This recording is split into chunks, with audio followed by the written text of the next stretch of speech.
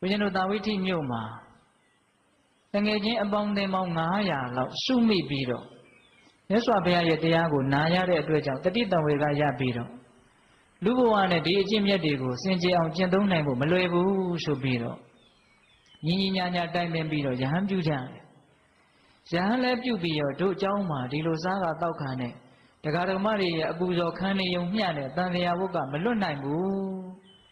အခွင့်အရေးကြုံနေတဲ့အခါကာလမှာအခွင့်အရေးကိုပြီးပြီးပြင်းပြင်းအသုံးချတတ်ဖို့လိုတယ်လို့စိတ်ကူးပြီးတော့မြတ်စွာဘုရားကြီးကကမ္မဋ္ဌာန်းတရားများတောင်းပြီးတော့တောထဲဝင်ပြီးတော့တရားနှလုံးကျင့်သုံးညယဟန်တော်အပါ900အဲ့ဒီတဲကတပါးကထူးထူးခြားခြားလိုက်မသွားဘူးကျောင်းတော်မှာကြံနေခဲ့တယ်သူဘလို့စဉ်းစားလဲဆိုတော့တောထဲမှာနေဖို့ထိုင်ဖို့လည်းမလွယ်ဘူးစားဖို့တောက်ဖို့လည်းမလွယ်ဘူးအဲ့ဒီတော့ဒီစေတဝန်ကျောင်းတော်မှာပဲဘုရားရဲ့ဘုန်းကြီးကံရိပ်ကိုမှီခိုပြီးတော့ချမ်းချမ်းသာသာတတ်တတ်သာသာနေရရင်တော့ပို့ပြီးတော့အဆင်ပြေလိမ့်မယ်လို့သူကအဲ့လိုစဉ်းစားတာအဲ့လိုစဉ်းစားပြီးတော့သူကျောင်းမှာပဲနေခဲ့တာဝိจิตတန်းကြီးစားကောင်းတောက်ကောင်းယုံလို့တော့တရားနှလုံးတော့ကျင့်သုံးတာပေါ့ဗျာဟုတ်လားအဲ့ဒါလိုနေလာရင်းနဲ့ဟိုမှာတော်တဲ့ဝင်ပြီးတော့တရားကျင့်ကြတဲ့ပုဂ္ဂိုလ်တွေသတင်းဝါလာကျွတ်တော့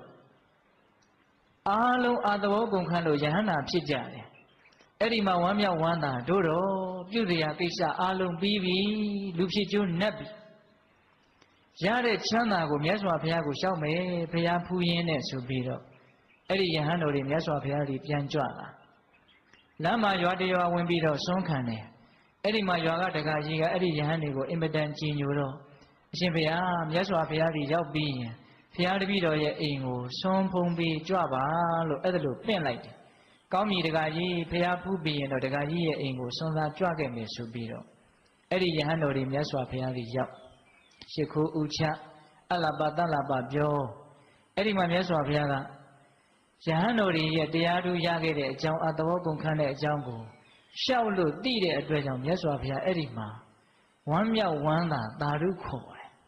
သာဓုခေါ်ပြီးတော့စကားတွေတကယ်ကပဲစကားလက်ဆောင်ကြတယ်ပေါ့ဗျာဥစဉ်တို့လူလောကအနေနဲ့ပြောရမယ်ဆိုရင်အဲ့ဒါကိုတရားနှလုံးကျင့်သုံးဖို့လိုက်မသွားဘဲနဲ့ကျောင်းတော်မှာကြံနေတဲ့ယဟန်တော်တိတ်တတဲ့သူ့ရဲ့ဘွဲ့က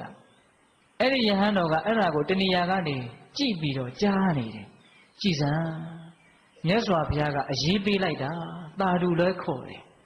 အရေးယူပြီးတော့စကားတွေလည်းအကြာကြီးပြောတယ်ငါ့ကိုတခါမှမြတ်စွာဘုရားကအဲ့ဒါလိုအဖက်လုပ်ပြီးတော့စကားမပြောဘူး